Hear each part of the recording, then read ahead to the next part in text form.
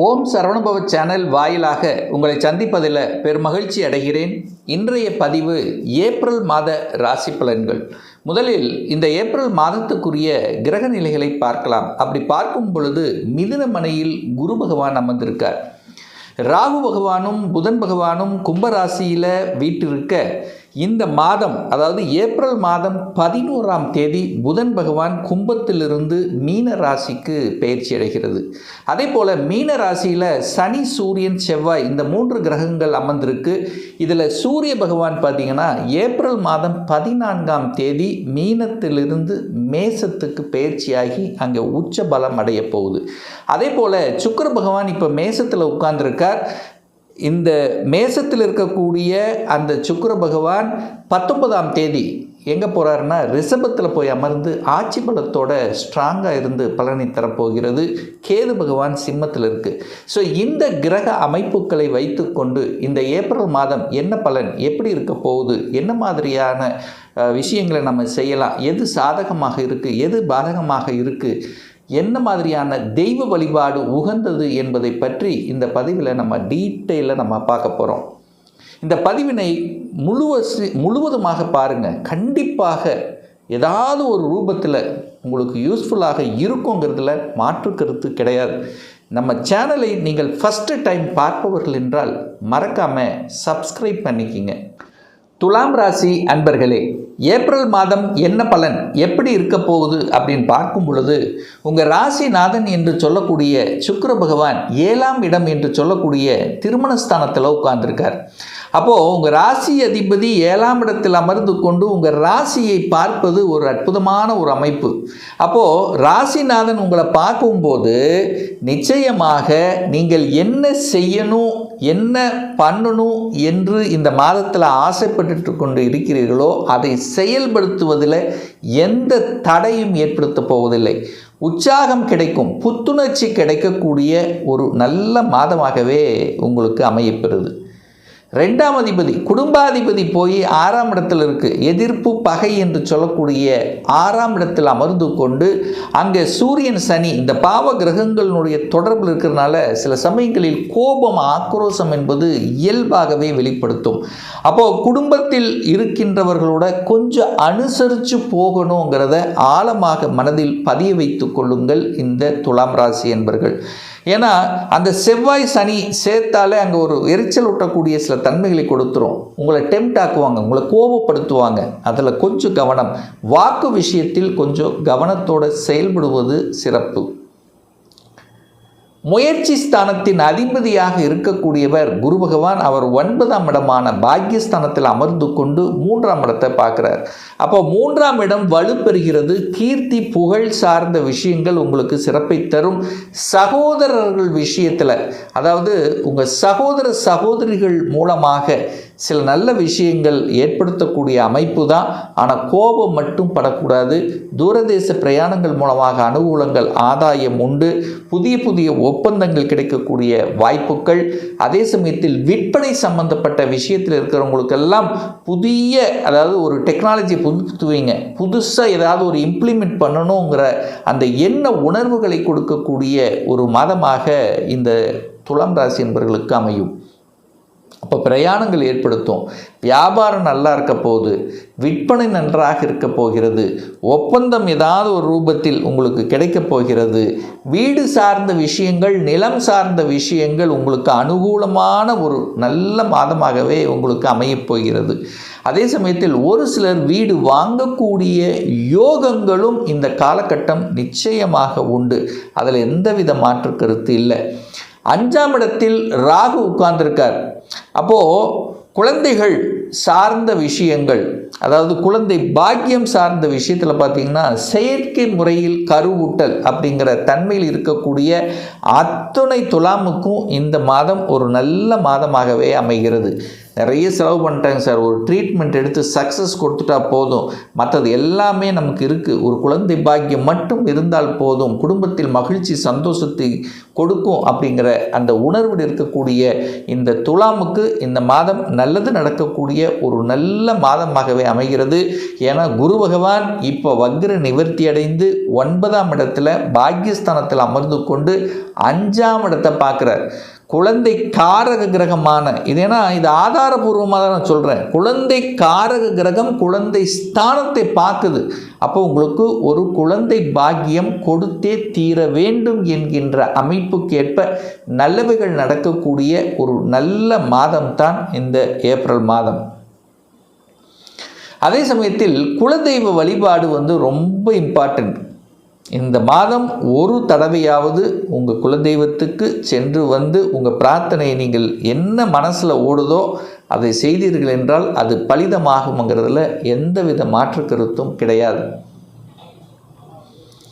6ஆம் இடத்துல 3 பாவ கிரகங்கள் உட்கார்ந்துருக்கு.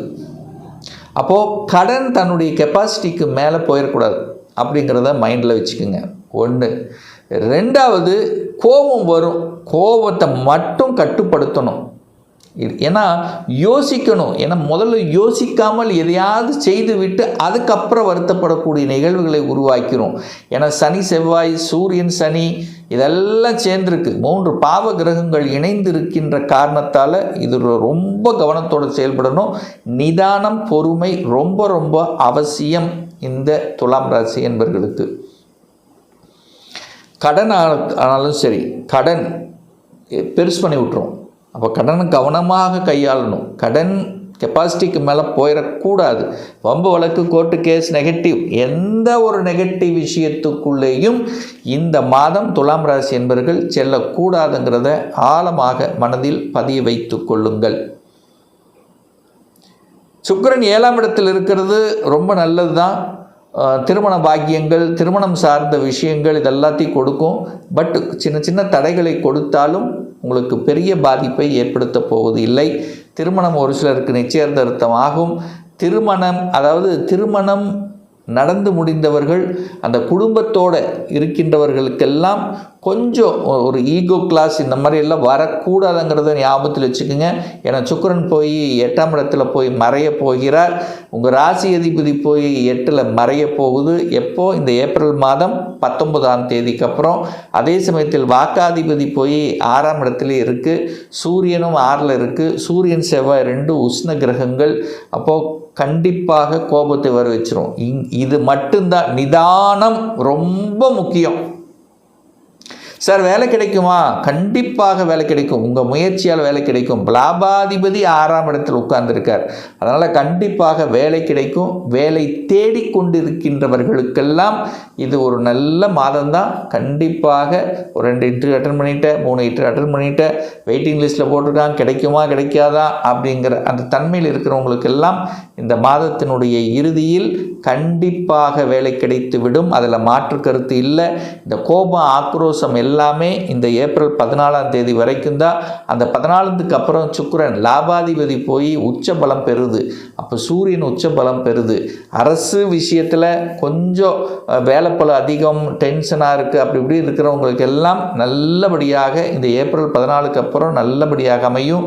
ஒரு சிலருக்கு ப்ரமோஷன் கிடைக்கும், ஒரு சிலருக்கு மாற்றங்கள் கிடைக்கக்கூடிய அமைப்புகள் இந்த மாதம் நிச்சயமாக உண்டு. ஏன்னா லாபாதிபதி உச்சமாக இருக்குது. அப்போ செய்யக்கூடிய தொழிலாக இருந்தாலும் வேலையாக இருந்தாலும் லாபம்ங்கிறது அடிஷ்னல் ரிஸ்க். இப்போ ஒரு வேலையில் இருக்கிறீங்கன்னா அடிஷ்னலாக ஏதாவது ஏர்ன் பண்ணணும் அப்படிங்கிற எண்ணங்களையும் நிச்சயமாக கொடுக்கும் இந்த மாதம். குரு 9ல் இருக்கிறது ஒரு நல்ல அமைப்பு. உங்கள் ராசிக்கு 9ஆம் இடத்தில் குரு பகவான். அப்போ கடவுள் அனுகிரகம் உண்டு, பெரியோர்களின் ஆசீர்வாதம் உண்டு அப்படிங்கிறத மைண்டில் வச்சுக்கோங்க. முதலில் கொஞ்சம் அழுத்தம், ப்ரெஷர், டென்ஷன் அப்படி இப்படின்னு கொடுக்கும். ஆனாலும் குரு உங்களை பார்க்குறார், ஒரு நல்லவங்களை பார்த்துட்ருக்கார், ரைட்டு. அதே குரு தான் 6ஆம் அதிபதியாகவும் வேலை செய்வார். ஏன்னா இந்த துலாம் ராசி என்பவர்களுக்கு குரு தான் 6ஆம் அதிபதி. அப்போ 6ஆம் அதிபதி உங்களை பார்க்குறாருல்ல, அப்போ கடனை கொடுப்பதற்கு ரெடியாக இருக்கா இல்லையா? அப்போ கடன், நோய், எதிர்ப்பு, பகை, வம்பு, வழக்கு, கோர்ட்டு கேஸ் இந்த மாதிரி நெகட்டிவ் விஷயங்களுக்கு மட்டும் இந்த மாதம் செல்லக்கூடாதுங்கிறத ஆழமாக மனதில் பதிய வைத்துக் கொள்ளுங்கள் இந்த துலாம் ராசி அன்பர்கள். கேது 11ல் இருக்கிறது நல்ல தன்மை தான். அந்த ராகு கேது ஓகே, குருவின் பார்வையில் இருக்கிறதுனால எந்த கெடுதலும் ராகு கொடுக்க போவதில்லை. ஆனால் ஒன்று என்ன, புதனோடு சேர்ந்திருக்கார். அப்போ புதனோடு சேர்ந்திருக்கிறதுனால டாக்குமெண்ட் சார்ந்த விஷயத்தில் மட்டும் கொஞ்சம் கவனத்தோடு செயல்படணும். ஏன்னா புதனுங்கிறது எழுத்துக்காரகன், டாக்குமெண்ட்டுக்காரக கிரகம் புதன் அல்லவா, அவர் ராகுவோடு சேர்ந்திருக்கார் அல்லவா, ஒரு பாம்பு கிரகத்தோடு சேர்ந்திருக்கார் அல்லவா, அப்போ அதில் மட்டும் கவனத்தோடு செயல்படுவது சிறப்பு. சார், வெளியூர், வெளி மாநிலம், அந்நிய தேசம் நமக்கு இந்த மாதம் சிறப்பை தருமா? கண்டிப்பாக கொடுக்கும். ஏன்னா தூரதேச பிரயாணங்களை குறிக்கக்கூடிய 9ஆம் இடம் அந்த 12ஆம் அதிபதியாக அந்த புதனை அந்த குரு பகவான் பார்க்கிறார். அப்போ கண்டிப்பாக தகவல் தொடர்பு துறையினால் கம்யூனிகேஷன் சார்ந்த விஷயங்கள், ஐடியில் வேலை பார்க்குறவங்க, எம்என்சி கம்பெனியில் வேலை பார்க்கக்கூடிய அமைப்பு, அல்லது ஸ்டேட் டு ஸ்டேட் மாறக்கூடிய தன்மை, டிஸ்ட்ரிக்ட் டு டிஸ்ட்ரிக்ட் மாறக்கூடிய தன்மை, அல்லது வெளிநாட்டுக்கு செல்லக்கூடிய பாக்கியம், அல்லது வெளிநாட்டில் இருக்கிறவங்களுக்கு ஏதாவது ஒரு சேஞ்சஸ் கொடுக்கக்கூடிய அமைப்புகள், இதெல்லாமே நல்லபடியாக இருக்கிறது. ஸோ மாற்றத்தை நோக்கி செல்லக்கூடிய ஒரு நல்ல திருப்பத்தை தரக்கூடிய, நல்லவைகள் நடக்கக்கூடிய ஒரு நல்ல மாதமாகவே இந்த துலாம் ராசிக்கு அமையப்பெறுகிறது. இன்னும் ஒரு துல்லிய பலன் உங்களை பற்றி தெரிஞ்சுக்கணும். தொழிலா வேலையா? தொழிலுன்னா எப்போ ஆரம்பிக்கலாம், என்ன படிப்பு படிக்கக்கூடிய கொடுப்பினே நம்முடைய ஜாதகத்தில் இருக்குது, எந்த கோர்ஸ் படித்தா நம்முடைய ஃப்யூச்சர் நன்றாக இருக்கும், 2026 எப்போ திருமணம் நடக்கும், எப்போ ப்ரமோஷன் கிடைக்கும், எப்போ வீடு கட்டுவேன், எப்போ குழந்தை பாக்கியம் கிடைக்கும், இது போன்ற கேள்விகளுக்கு துல்லியமான பதிலை நம்மால் கூற முடியும். ஒரு பர்சனல் கன்சல்டேஷன் எடுத்துக்கணும், ஒரு சுயஜாதகம் பார்க்கணும் என்று விருப்பப்படக்கூடிய அன்பர்கள் டிஸ்பிளே தெரியக்கூடிய நம்பருக்கு வாட்ஸ்அப் மூலியமாகவோ ஃபோன் கால் மூலியமாகவோ தொடர்பு கொண்டு அப்பாயின்மெண்ட் பெற்றுக்கொண்டு நேரடியாகவோ அல்லது ஆன்லைன் மூலமாகவோ கன்சல்டேஷன் எடுத்துக்கலாம். நம்முடைய அலுவலகம் கோயம்புத்தூரில் அமைந்துள்ளது. அதாவது கோயம்புத்தூரிலிருந்து மேட்டுப்பாளையம் செல்லும் வழியில் வெள்ளக்கிணர் பிரிவு அன்னபூர்ணா ஹோட்டலுக்கு அருகாமையில் அமைந்துள்ளது. பிரியர் அப்பாயின்மெண்ட் வாங்கிட்டு நேரடியாக கன்சல்டேஷன் எடுத்துக்கலாம். இந்த பதிவு நிச்சயமாக உங்களுக்கு யூஸ்ஃபுல்லாக இருந்திருக்கும் அப்படிங்கிறத நம்புகிறேன். மீண்டும் ஒரு நல்ல பதிவில் உங்களை சந்திக்கும் வரை உங்களிடமிருந்து விடைபெறுவது உங்கள் அஸ்ட்ராலஜர் டாக்டர் சதீஷ்.